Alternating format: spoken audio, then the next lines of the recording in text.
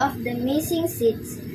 One sunny morning, Maya went to her school garden club meeting. The students had planted sunflower seeds a week earlier and were excited to see tiny green shoots growing from the soil. When Maya arrived, she noticed something strange. Several planting bags were empty. The seeds that had been planted there were gone. That's odd, said Maya.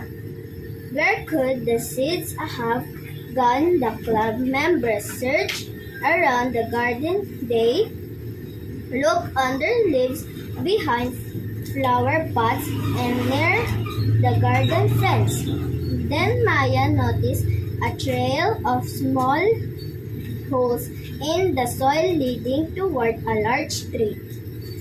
The student followed the trail and discovered a squirrel sitting near the tree roots.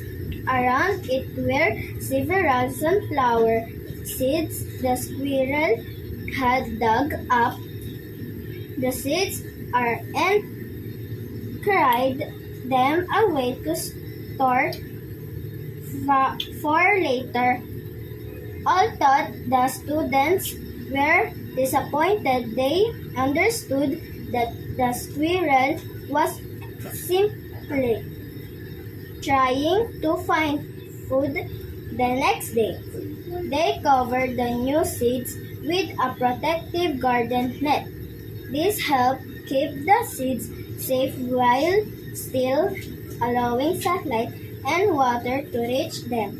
A few weeks later, bright yellow sunflowers bloomed across the garden. The students were proud that they had solved the mystery and protected their plants.